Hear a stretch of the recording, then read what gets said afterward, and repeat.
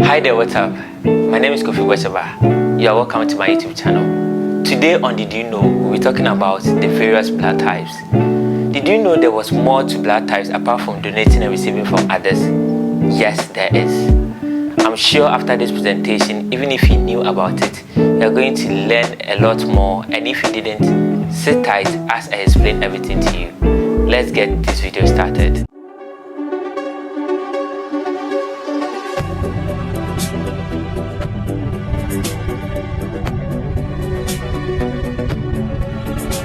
You are welcome back. As I said earlier on this episode of Did You Know, we'll be talking about the various blood types. There are 4 main blood types depending on the genes you inherit from your parents. There's the type A, the type B, the type AB, and the type O. The type AB happens to be the least common, and the type O is the commonest. The presence of the resource factor on your blood determines whether you are a type positive or a type negative. I'm sure you've heard someone say, I am A positive. Someone says I'm A negative. There is B positive, B negative, O positive, O negative, AB positive, and AB negative. I know my blood type, and if you don't, I would advise you go check up. In my next presentation, I'm going to tell you the reasons why you should know your blood type. As I've checked mine, it has gone a long way to help me, and with the things I've learned from it and with the knowledge I have, I'm going to tell you why you should know your blood type, and at the end of the video you know what I'm saying is right. I'm going to give you a few reasons why you should know your blood group. First, to help with an emergency.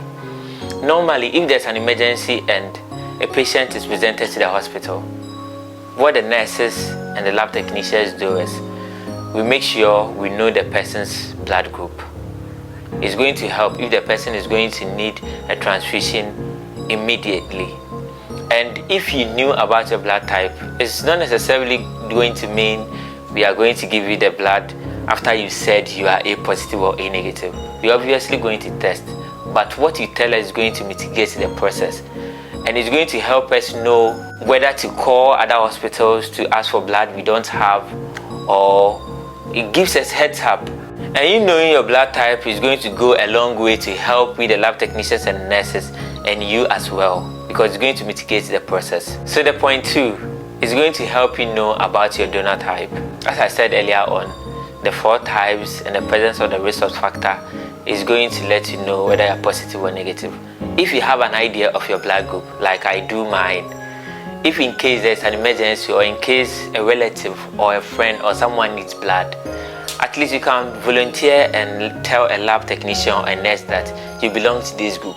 It's going to go a long way to help yourself and save your friend or your parent or whoever is dear to you, or the person you escorted to the hospital. It's going to help you save the person's life. So to the point 3, it's going to help you know how common or how rare your blood is.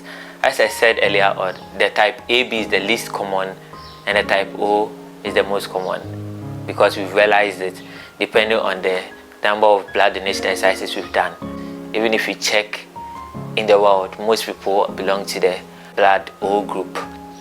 So it's going to let you know if you happen to be AB negative. You are going to know whether your blood is less common, or if you happen to be of the O group or the other groups.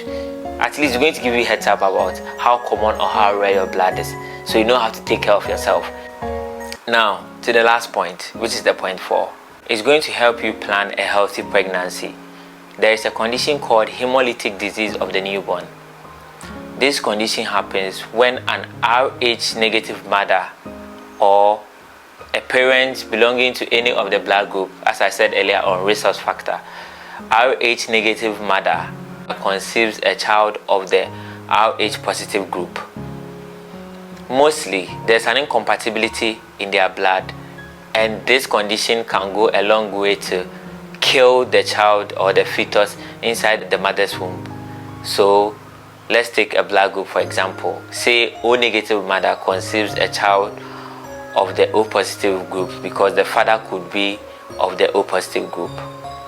Antibodies from the mother can cross the placenta of the baby and cause incompatibility in the baby's blood or the fetus's blood, and can kill the child even before 9 months for the child to be born. So I'd advise, with all these points I've given, that you go to a nearby hospital, a certified hospital, or a clinic, or any facility that renders laboratory services to check for your blood group. And it's going to go a long run to help you, help your friend, help we the lab technicians as well. Till we meet again, take a very good care of yourself. Remember, you can also make a difference, and don't forget, Kofi loves you. Peace out.